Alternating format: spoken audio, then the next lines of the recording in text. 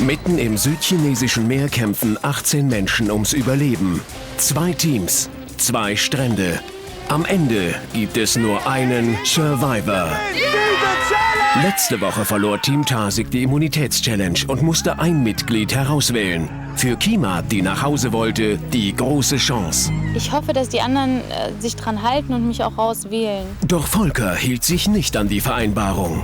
Die zweite Person, die die Insel verlässt, ist Heiko. Du musst die Insel verlassen. Und jetzt werden die Zoffereien von vorne anfangen, weil jetzt wissen die, dass sie kein Team sind und weil die Kima wollte wirklich nach Hause gehen und die haben die nicht gewählt.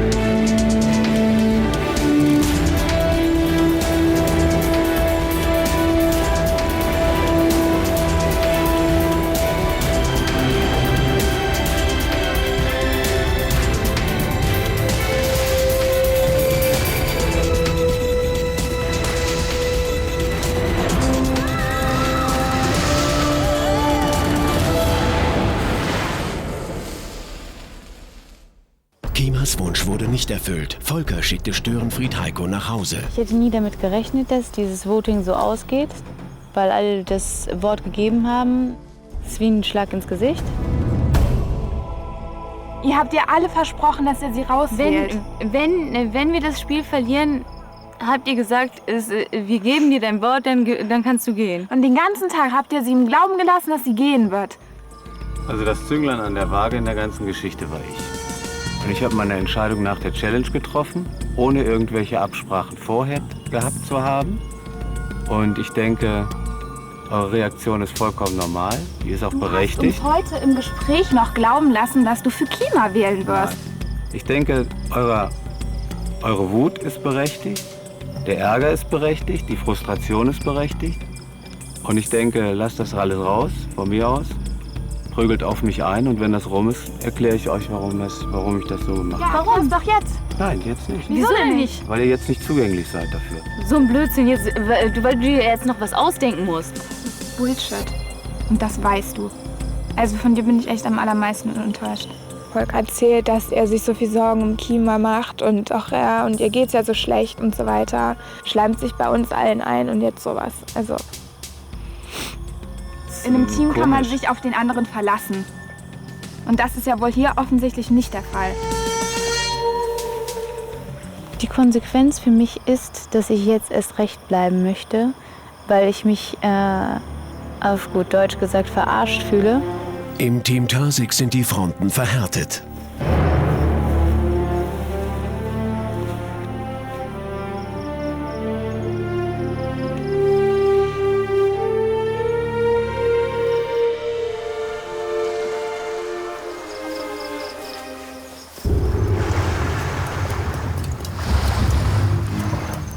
Die Stimmung in der Gruppe ist natürlich etwas gedrückt. Jeder hat so sein Päckchen zu tragen. Ich denke, es wird zu einer Aussprache kommen. Ich verspreche mir von dieser Aussprache relativ viel. Na, dazu will ich mal sagen, also ich will mal zu dem Punkt kommen.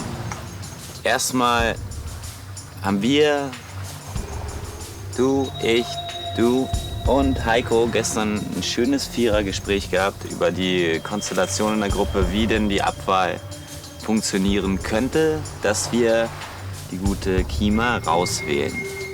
Da hast du dich gestern aber wie der letzte Judas bei uns gegenüber verkauft.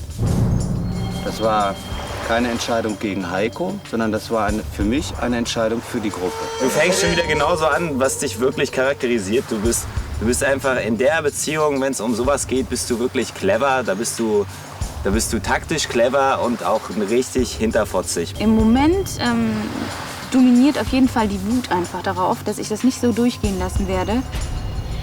Ich meine, wir kommen jetzt hier sowieso auf keinen gemeinsamen Nenner. Wir können jetzt hier nicht in 5 Minuten irgendeine komische Pauschallösung aus dem Boden kloppen. Deshalb können wir das eigentlich auch irgendwie sein lassen und sonst irgendwie morgen oder weiß ich irgendwann weitermachen. Wenn wir dann irgendwie eine Lösung haben, dann können wir die vorstellen. Das war's. Also die größte Problematik eigentlich bei dieser Geschichte eben ist, dass das Vertrauen weg ist. Und ein Team funktioniert nicht ohne Vertrauen. Bei Team Tarsig ist von Zusammenhalt keine Spur mehr. Doch auch Team Gunung hat mit Problemen zu kämpfen. Barbara ist angeschlagen.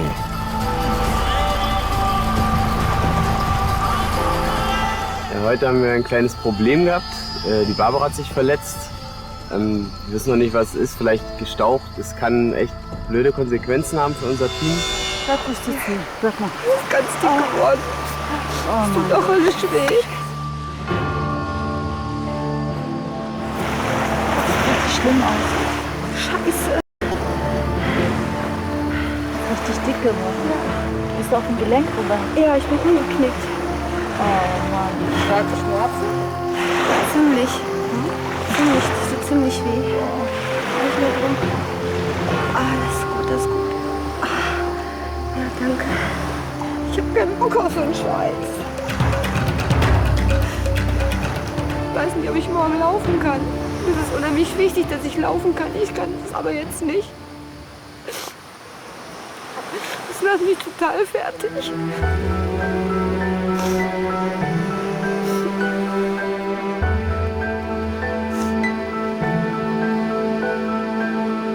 Natürlich macht sich Barbara auch gesundheitliche Sorgen. Aber nicht nur Barbara, ich mache mir auch ganz schön viel Gedanken. Es sieht nicht gut aus. Sie konnte die Schmerzen nicht mehr ertragen. Dann mussten wir einfach eine professionelle Hilfe haben. Also das sieht für mich irgendwie schon ziemlich kritisch aus, dass sie die Barbara gerade mitgenommen haben im Boot und mehr oder weniger abtransportiert haben, aber ohne irgendwie einen Ton zu uns zu sagen, was jetzt passiert. Aber warum Barbara, weißt du? Das kann man sich nicht aussuchen. Deshalb wird aufgekommen, es hätte jeden anderen auch treffen können. Ich hoffe, dass sie heute Abend auch wieder gesund zurückkommt. Die Teams treten jede Woche in 2 Challenges gegeneinander an. Sollte Barbara ausfallen, wird Team Gunung geschwächt ins Rennen gehen. Barbara muss zittern. Wird sie weitermachen können? Bei Team Tarsig hätte Kima gerne die Insel verlassen. Doch ihr Wunsch wurde nicht erfüllt. Ich will jetzt erst recht richtig kämpfen, damit nicht einer von denen nachher als großer Gewinner dasteht in so einer linken Masche. Also ich finde es beim Volker am allerschlimmsten. Guck mal, da saßen wir gestern noch mit dem zu viert da. Und Ja, der hat uns alle die ganze Zeit im Anschein gelassen, dass er für dich fehlt. Aber im Endeffekt war es alles nur irgendwie echt nur gelogene Scheiße, ey. Der Volker hat echt keinen Funken Integrität. Ich finde es so erbärmlich. Jetzt hat sich auf einmal auch der ganze Seniorenclub lieb, quasi Ja, mit echt, Susanne. die riechen doch echt alle nach Erde. Mit Susanne, Michael und Volker. Ja, die machen jetzt weiter hier komisches taktisches Spielchen da. Richtig bescheuert, Alter. Ich habe auch so keinen Bock mehr auf diese ganzen Affen da, ey. Diese Leute haben mein Vertrauen missbraucht und aufs Übelste ausgenutzt. Und mit denen möchte ich überhaupt nicht mehr zusammenspielen. Also das ist es mir nicht wert. Die haben einfach keine Integrität. Und das kann ich an Leuten nicht leiden. Ich meine, sie fühlen sich natürlich auch doppelt betrogen. Es kommt ja jetzt noch dazu, dass ja nicht nur die aus ihrer Sicht andere Seite sich gegen sie und gegen Kima entschieden hat. Und es kommt ja auch noch dazu, dass ich als Vertrauensperson mich auch noch gegen sie entschieden habe. Ich habe meine Entscheidung gegen den Heiko aber nur insofern getroffen, weil ich denke, wir haben 3 tickende Zeitbomben in der Gruppe. Und ich habe jetzt mich nur für die am schnellsten tickende entschieden. Also das Problem ist nicht gelöst, dadurch, dass Heiko draußen ist. Meiner Ansicht nach bieten sich 2 Optionen. Das erste, sie beharren darauf, dass sie auf uns wütend sind, dass wir die Bösen sind und sie die Guten und dass es 2 Parteien gibt. Die andere Möglichkeit ist, wir können die davon überzeugen, dass die Entscheidung gegen den Heiko nichts mit ihnen zu tun gehabt hat. Dazu müssen sie aber erstmal bereit sein zu sprechen. Ja. So lange müssen wir warten. So lange müssen wir warten. Das hat wenig Sinn, wenn wir das hier diskutieren. Weil entweder müssen alle mitziehen oder die Gruppe bleibt gespalten. Die Entscheidung war 100%ig richtig. Meine rationale Entscheidung für Heiko war ja nur, dass ich die am schnellst tickende Zeitbombe entschärft habe, aus meiner Sicht. Es gibt noch 2 Zeitbomben. Einmal ist das Michael, weil es sehr viele Leute gibt, die gegen ihn sind. Die zweite Zeitbombe ist Sonja. Da werde ich wohl noch ein bisschen dran arbeiten müssen.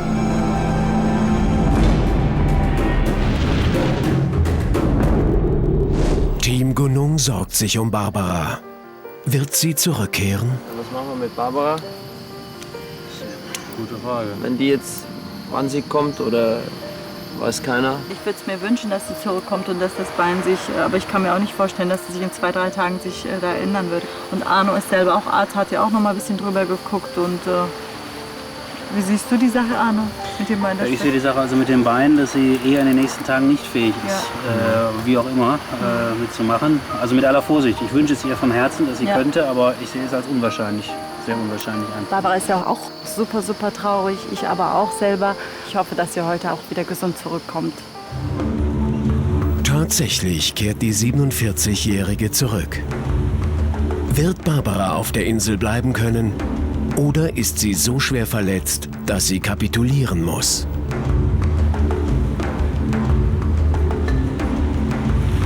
Also es ist nochmal untersucht worden. Ich habe jetzt nicht nur hier einen Bänderriss, sondern ich hatte auch hier einen Bruch. Nein. Nee, ne? Hier. Ist nicht dein Ernst. Das ist gebrochen. Ach du Scheiße.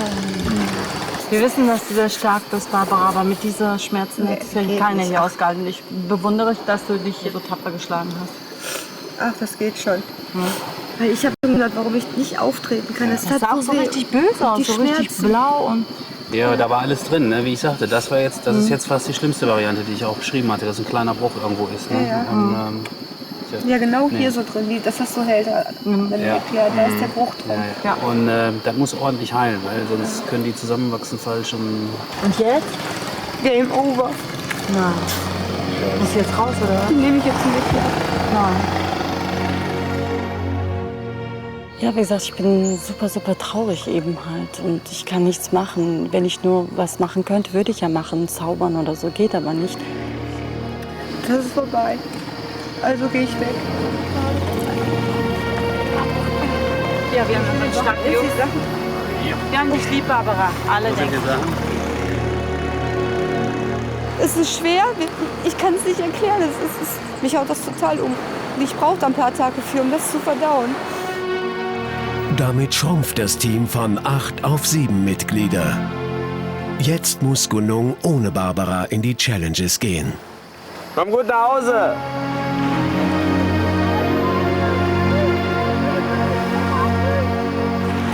Ja, klar tut mir Barbara jetzt leid. Ne? Die ist total am Boden zerstört, weil die hat da so mit Herzblut, ist ja an die Sache rangegangen und wollte ihr alles geben und alles zeigen.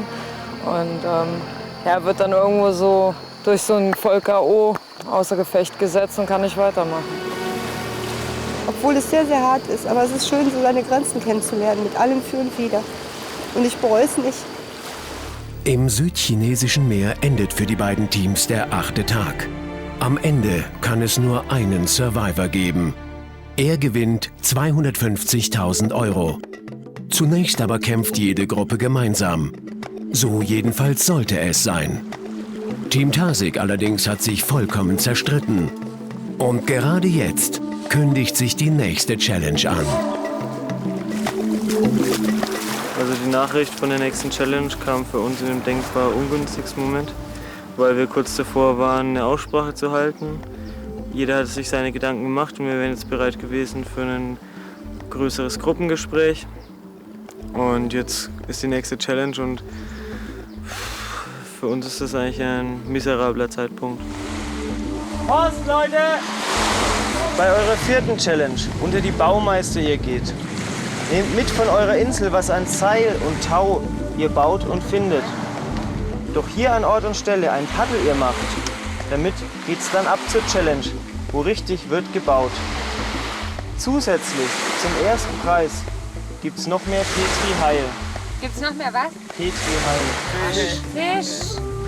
Also für mich hört sich das nach Floßbauen an mit Paddel, Wettrennen und dann geht es um eine Angelausrüstung. Also wir sind definitiv kein Team mehr. Ich finde, das hat man gemerkt. Sind direkt alle Leute in verschiedene Richtungen gestürmt.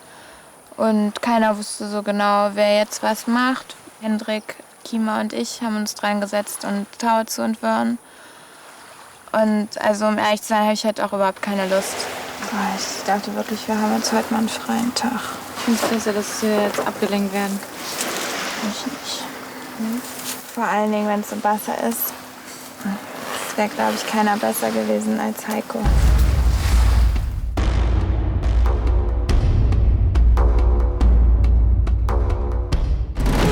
Andreas ist ein Zusatzpreis und er wird euer Team demnächst verstärken. Wo ist der Halbindianer?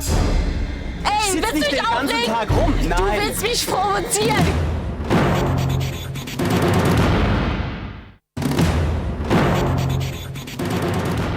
Survivor. Noch 15 Menschen kämpfen auf einer einsamen Insel ums Überleben.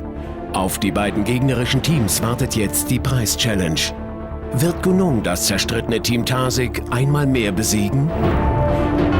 Team Gunung, Team Tarsig, herzlich willkommen zu eurer nächsten Preis-Challenge. Team Gunung, werft einen Blick auf Team Tarsig. Sie waren im Inselrat und mussten ein Teammitglied rauswählen. Heiko musste die Insel verlassen. Bei Team Gunung hat sich leider Barbara schwer verletzt und sie musste die Insel verlassen. Ihr seid unseren Anweisungen gefolgt und habt selbstgebaute Paddel und Seile mitgebracht. Legt diese bitte zu den Holzstämmen. Jedes Team baut sich aus diesen Holzstämmen und Seilen ein Floß. Nur 2 von euch werden auf diesem Floß raus aufs Meer zu den Bojen paddeln. An den Bojen befindet sich jeweils ein Sack gefüllt mit Puzzleteilen. Am Strand angekommen, setzt ihr dieses Puzzle richtig zusammen. Diese Angel ist euer heutiger Preis. Und los! Jetzt ist es interessant zu sehen, welches Team welche Taktik verfolgt.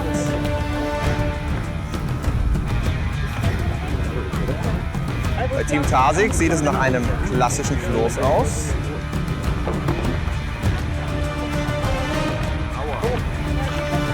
Bei Team Gunung entsteht ein Bündel, ein Holzbündel.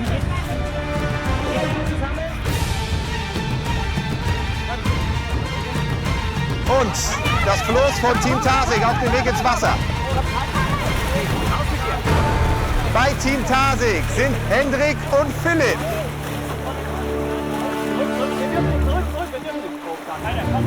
Aber das Floß von Team Tarsig scheint noch nicht schwimmfähig zu sein. Jetzt lässt Team Gunung sein Floß zu Wasser.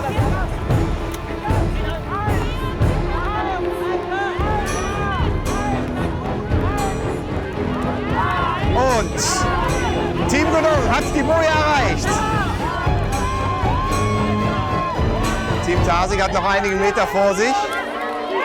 Markus hat den Puzzlesack gelöst. Und jetzt zurück zum Strand. Team Tarsig hat aufgeholt und kommt jetzt an der Boje an. Hendrik muss mit dem Sack wieder auf das Floß zurück, aber sie haben den Puzzlesack. Team Tarsig hat noch die Hälfte der Strecke vor sich.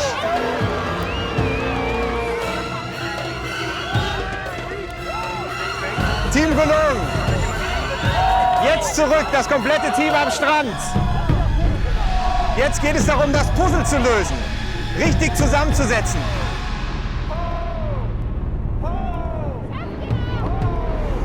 Gleich ist Team Tarsig am Strand.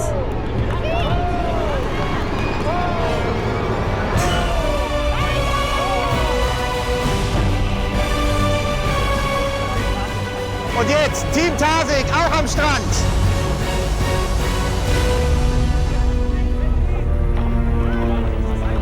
Das Puzzle richtig zusammensetzen.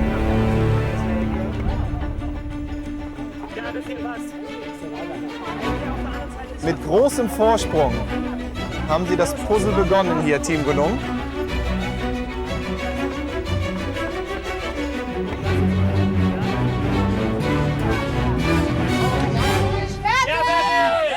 Team Tarsig weitermachen, Team Tarsig weitermachen.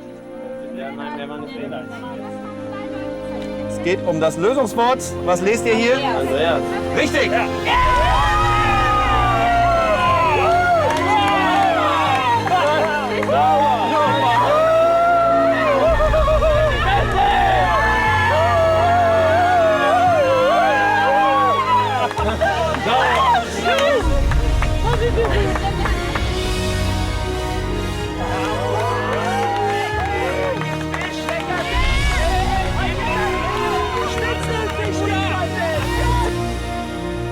Team Gunung, wie lautet das Lösungswort? Andreas! Andreas ist ein Zusatzpreis und er wird euer Team demnächst verstärken. Herzlichen Glückwunsch! Ihr gewinnt diese Preis-Challenge. Bitte schön, das ist euer Gewinn.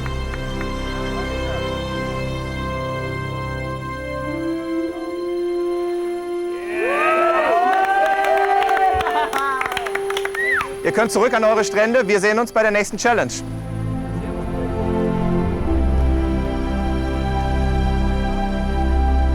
Sieg für Team Gunung. Der Preis einer Angel. Und ein neues Teammitglied. Ich weiß nicht, was auf mich zukommt, aber ich bin tierisch gespannt.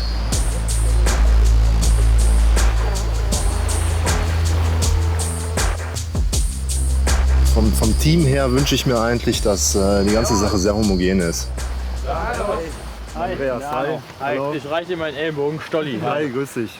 Hi, servus, hi. Markus. Grüß dich. Andreas, hallo. Einen habe ich noch vergessen. Hi, Hi, Andreas, hallo. Das ist ja mal eine Überraschung. Ja, ich bin euer Preis, ne? Wir dachten irgendwelche Sachpreise oder so. Ja. Das nicht heißen soll, dass wir es nicht wollen. Und wie war's? Ja, anstrengend. Aber haben wir verdient gewonnen, würde ich sagen. Ja, super. Klasse. Wir haben dich verdient gewonnen. Ja. Das ist das. Ich ein paar Fischlein fangen. Dem Andreas gegenüber. Okay. Wir haben uns natürlich gefreut, weil wir wieder Verstärkung bekommen, gerade wo Barbara jetzt ausgefallen ist. Aber natürlich ist es immer komisch, wenn man in so eine eingeschweißte Truppe dann irgendwann wieder jemand Neues reinbekommt. Ist wahrscheinlich ein bisschen schwierig, so das zu integrieren oder so. Müssen wir mal sehen, wie das funktioniert.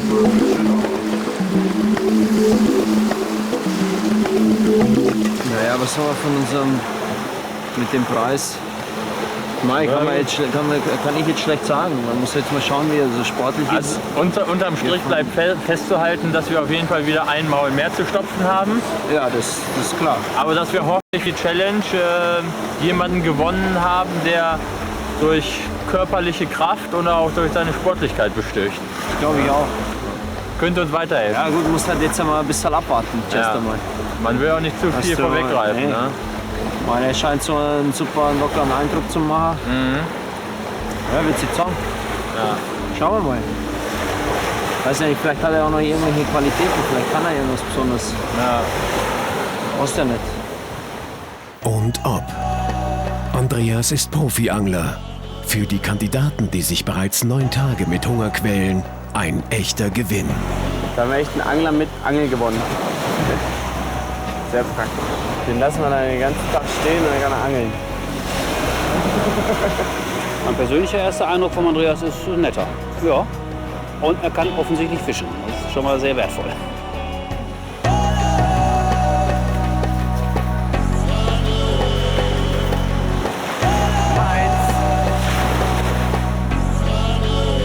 Also mit dem Angeln glaube ich schon, dass ich das eigentlich ganz gut kann. Das ist ganz okay. Ich glaube, die Leute sind auch ganz zufrieden, dass sie ein bisschen was Eiweiß zu essen kriegen hier. Ist das ein lecker Steckerlfisch? Lecker Steckerl. So ein bisschen Salz noch drauf. So, dann spießen wir mal rein. Gedicht, oder? Ein Gedicht. Großes Kino. Ganz großes Kino. Das ist wie in der Fischerfroni.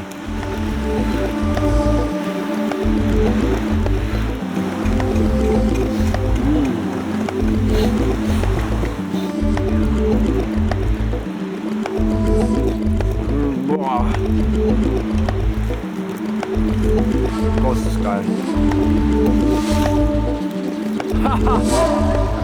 Heute haben wir zum ersten Mal richtig essen können, eine warme Mahlzeit. Das tut so gut. Jetzt ist der Bauch gestärkt, die Muskeln sind wieder da.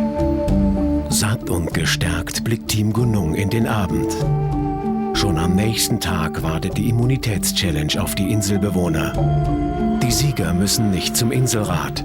Doch um zu gewinnen, muss das Team zusammenhalten. Ich finde sowieso, die Moral in der Gruppe lässt ein bisschen zu wünschen übrig. Und dann hatten Michael und Susanne auf ihrer Auskundschaft Knochen gefunden und haben die mitgebracht. Pack's mal vorsichtig aus. Das ist ein Menschen. Ja, das ist ein Menschenknochen. Ja, Menschenknochen. Das ist ein Menschenknochen. Das ist auf jeden Fall der. Ganz klar. Das ist der Femur, ja. Hüfte. Ja. Das findet, glaube ich, Kima gerade gar nicht gut. Was willst du denn mit den Menschenknochen machen? Kamm? Du willst einen Kamm, die aus dem Oberschenkelknochen von... Brieföffner. Wie respektlos ist das denn? Nee, also das ist eine Unterstellung. Ich habe einfach kein Problem damit. Es ist ein Knochen von einem Mensch, der ablebte und der Mensch macht keinen Knochen aus, sondern sein Geist. Ja, und dann ist egal, was mit dem Körper passiert. Im Großen und Ganzen, ja, er wird in der Erde verschachert. Irgendwann Ja, vielleicht geht ist dir das egal, aber den meisten Menschen eigentlich nicht. Macht doch kein Problem draus. Das ist so das Scheißding einfach vergraben, dann haben wir wieder Grundfrieden hergestellt. Bitte hier. Ja, wir wollten ihn einfach nur mitbringen und zeigen. Ich habe keine Angst vor Leichen und vor Toten. Ich bin halb Indianerin. Wir hatten jahrelang einen Schrumpfkopf im Wohnzimmer hängen.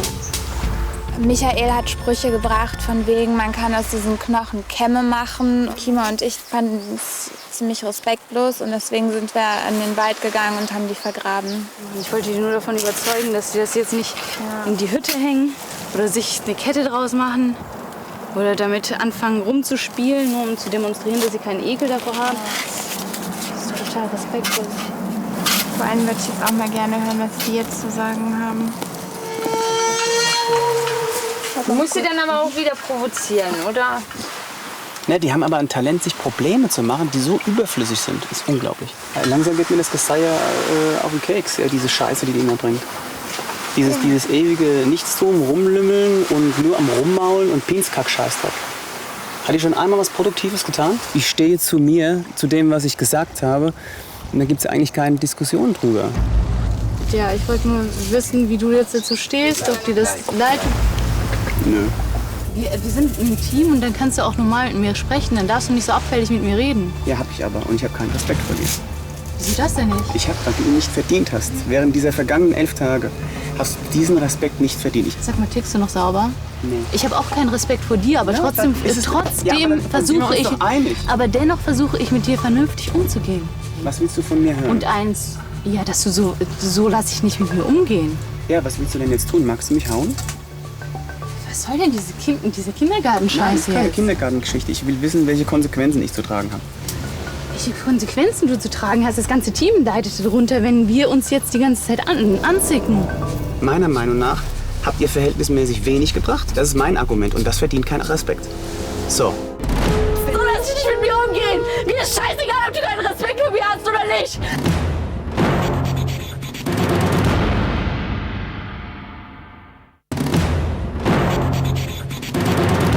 Meiner Meinung nach habt ihr verhältnismäßig wenig gebracht. Das ist mein Argument und das verdient keinen Respekt. So. Das ist die Basis des mangelnden Respekts. Ich bin hingegangen und wollte Feuer machen. Er hat mir geholfen. Nach 11 Tagen kannst du noch immer kein Feuer. Wo ist der Halbindianer? Ey, Sitzt willst du nicht mich den ganzen aufregen? Tag rum. Nein. Du willst mich provozieren. Glaub mir mal, du kannst mich auch nicht richtig. So lass dich nicht mit mir umgehen. Mir ist scheißegal, ob du keinen Respekt vor mir hast oder nicht. Aber ich gehe trotzdem mit Respekt normalerweise mit dir um, weil wir ein Team sind. Ey, wieso kommst du mir jetzt so scheiße? Ich hab dir nichts getan. Ich versuche normal mit dir umzugehen. Red normal mit mir. Ja, du auch mit mir. Ja, dann werd doch wieder ruhig. Red Ja, ich normal bin auch mit mir. ruhig. Warum verhältst du dich denn so? Warum? Weil du mich reizt. Ich reiz dich, boah, das gibt's doch nicht. Ja, sag mal, die anderen, die jetzt so unbeteiligt rumstehen. Seht ihr das auch so? Ich bin beteiligt, Kima. Ja. Stimmt, die ganze Gruppe ist beteiligt. Also, seht ihr das auch so? Ich sehe es nicht. Das ist für mich auch keine Diskussionsgrundlage, wenn du sagst, du hast keinen Respekt oder irgendwie. Also, deine eigene Meinung ist okay, aber ich finde, so kann man keine Diskussion führen. Sie ist, glaube ich, auch nicht so eine Person, die sich gerne streitet. Insgesamt, siehst ja, wie sie fertig ist. Sie wollte sich nur rechtfertigen und wurde dabei aufs Derbste gedisst, schon so richtig fertig gemacht, da mit Halb-Indianer und sonst was einfach unfair ist. Und da muss sie auch gar nichts mehr weiter zu sagen, Alter.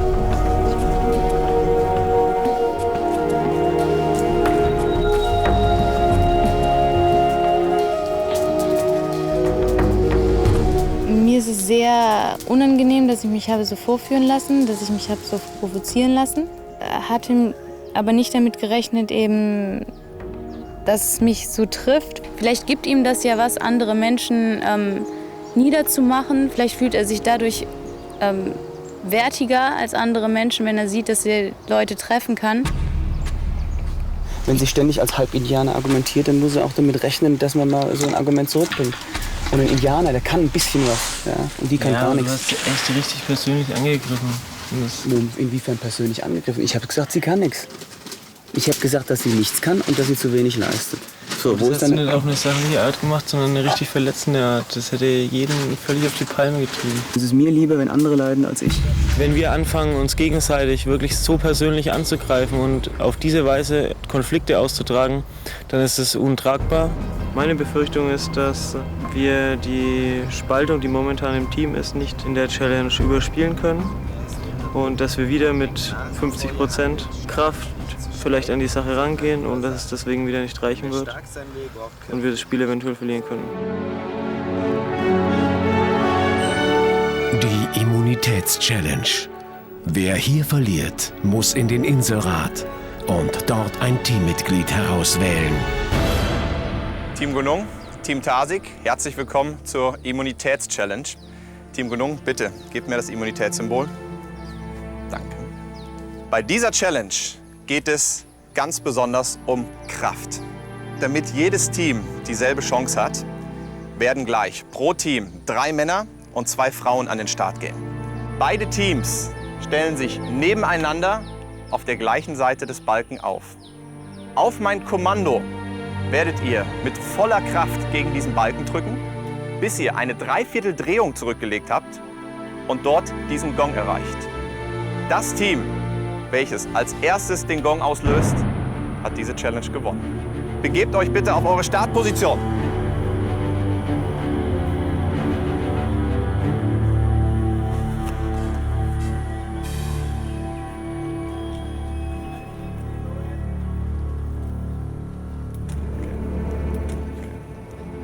Und los!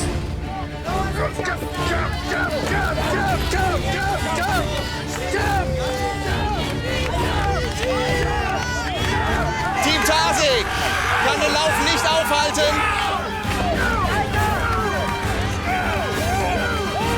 Das sieht bis jetzt nach einer eindeutigen Sache für Team Gunung aus.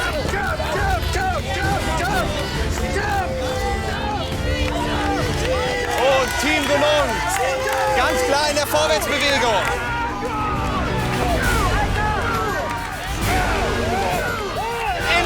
Der Durchmarsch. Jetzt den Gong. Team Gunung gewinnt diese Immunitätschallenge.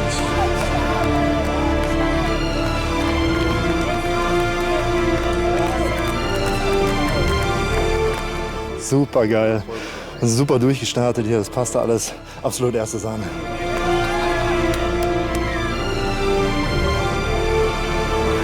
Dass es so leicht geht, die zu zermürben, einzureiben, wie man bei uns sagt. Ja, super.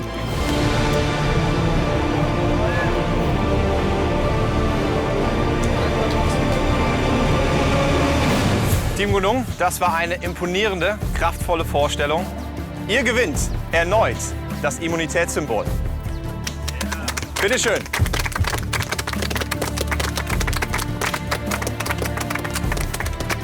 Euch Team Tarsig bedeutet das, ihr müsst erneut vor den Inselrat und dort euer zweites Teammitglied nach Hause schicken. Ihr könnt jetzt alle zurück an eure Strände.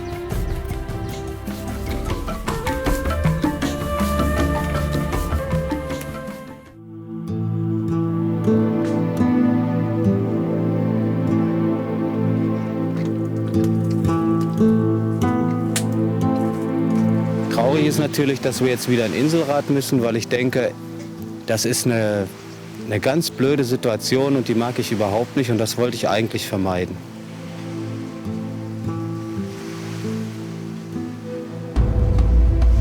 Die Situation sieht ja für Michael nicht so doll aus im Moment. Dass wir noch mal so eine Art Rechnung aufmachen. Vor allen Dingen, was für einen Michael spricht. Nur wenn der Michael wirklich rausgehen sollte, er ist mitunter der kräftigste Mann, dann sehe ich für unsere Gruppe die geringsten Chancen, bei irgendeinem Spiel noch überhaupt zu gewinnen. Es ist nur sehr schwierig, der Kima, der Sonja und dem Henrik das näher zu bringen. Die sind ja total gegen ihn. Also meinst du, dass es wäre wichtiger, den Michael zu behalten aufgrund seiner körperlichen Fähigkeiten, als und dadurch den Zank und den Streit weiter in Kauf zu nehmen? Also ich wähle Michael auf keinen Fall raus. Ich denke, ich weiß, was ich wähle, aber ich sag's nicht. Ich weiß, dass die Susanne hinter mir steht. Ich weiß, dass der Philipp definitiv hinter mir steht. Und dann gibt's da die Flücke Eva, die ist mir alle hopp, alle top. Also da weiß ich nicht, was passieren wird. Ich habe keinen Bock auf so ein Arschloch, was zwischenmenschlich überhaupt nicht fähig ist, in einem Team zu spielen. Vielleicht ist er 7/8 von der Zeit ist er fähig, in einem Team mitzuspielen, aber das letzte Achtel erweist er sich trotzdem wieder als das dumme, unsympathische, streitsüchtige Arschloch. Fertig. Und da muss ich mir auch gar keine Gedanken machen. Und wenn du es gerade gesehen hast, dann musst du dir eigentlich auch keine Gedanken machen. Da musst du nur einmal nachdenken. Selbst scheißegal, wie gut du dich vorher mit ihm verstanden hast oder sonst was, Holz holen warst oder schieß mich tot, ey. Also von dem, wie er sich verhält, da gibt es auch in vielen Situationen für mich keine Entschuldigung, klar. Aber ich denke halt, vielleicht ist es einer, den wir irgendwie brauchen für die Spiele.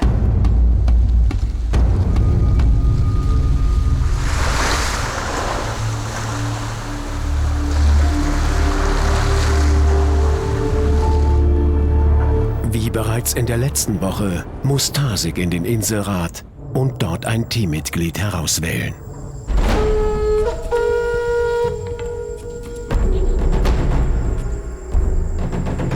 Ich lasse mich lieber von der anderen gegnerischen Mannschaft niederwalzen, als dass wir uns von innen zerfressen. Es könnte vielleicht noch eine Überraschung geben. Ja, könnte. Aber ob das heute stattfindet, ich weiß es nicht. Also die Chancen stehen 50-50.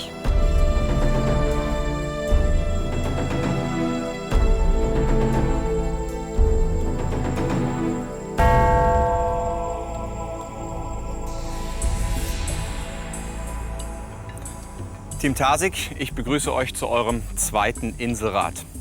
Wer muss die Insel verlassen? Wer gewinnt keine 250.000 Euro? Philipp, die Stimmung bei euch im Team ist mittlerweile doch um einiges schwächer als zu Beginn. Was willst du persönlich dagegen unternehmen? Ich werde mein Herz entscheiden lassen, was für das Team das Beste ist. Das ist alles, was ich tun kann. Hendrik, wie empfindest du die Stimmung im Team? Miserabel, schlechter kann sie gar nicht sein. Und ich hoffe, dass es durch diesen heutigen Abend Besserung gibt. Michael, wie funktioniert deiner Meinung nach das Team? Ja, meiner Meinung nach funktioniert es auch katastrophal. Wobei während der Wettkämpfe, da hält es schon zusammen und versucht das Beste zu geben. Aber zu Hause, sage ich mal, funktioniert es nicht. Kima, beim letzten Inselrat warst du sehr unglücklich. Du wolltest gerne rausgewählt werden. Allerdings kam dann alles ganz anders. Wie geht es dir jetzt? Ja, im Moment geht es mir gut. Glaubst du, dass du erneut nicht rausgewählt wirst? Sagen wir mal so, ich hatte eine Auseinandersetzung heute mit Michael und nach der letzten Auseinandersetzung mit Michael musste Heiko gehen. Volker, gab es Absprachen innerhalb des Teams? Weiß ich nicht, mit mir gab es keine Absprache. Also du hast auch keine Allianz mit irgendeinem Teammitglied? Nein. Susanne, du bist die Erste.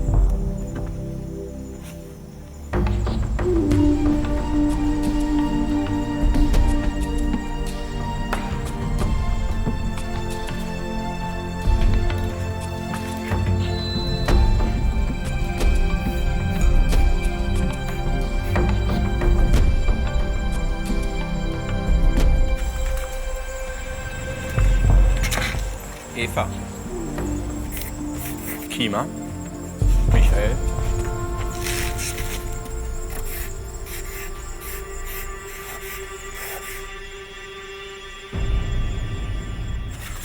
Weil High Heels und Fingernägel im Dschungel nichts verloren haben. Volker. Sonja. Hendrik.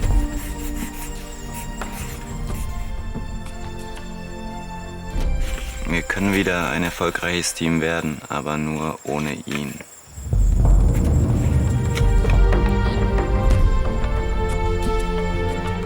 Philipp.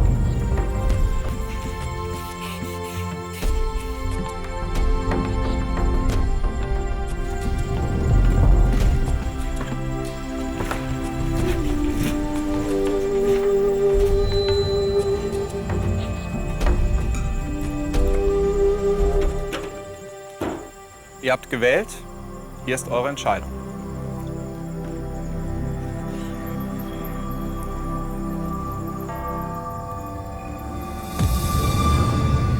Michael.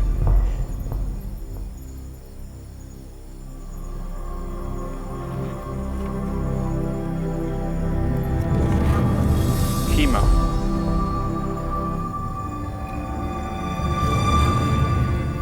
Michael.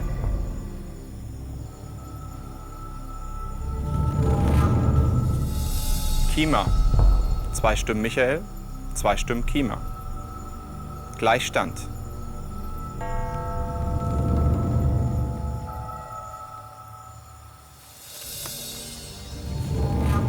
Michael.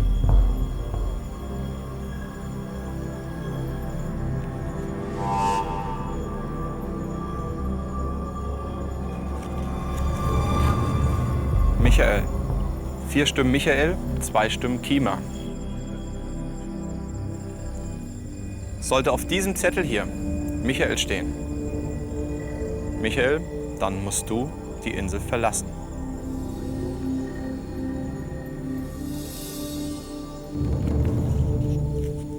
Michael.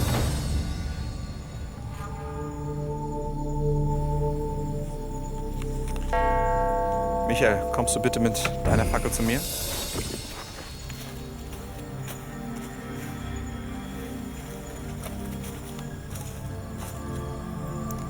Michael, dein Team hat entschieden, du musst die Insel verlassen.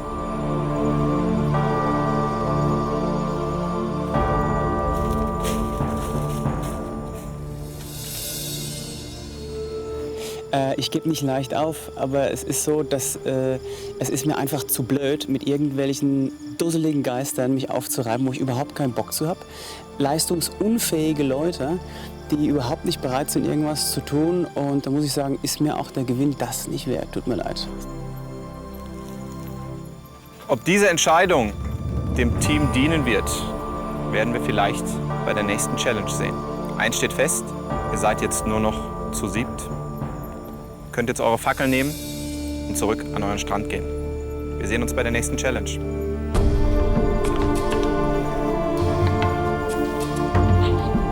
Ich denke, dass der Zusammenhalt der Gruppe wesentlich wichtiger ist, als dass wir Michael noch dabei haben.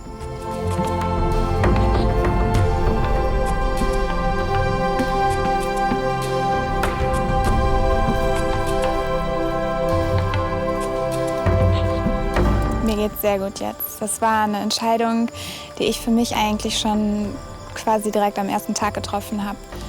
Und ich bin froh, dass er jetzt weg ist.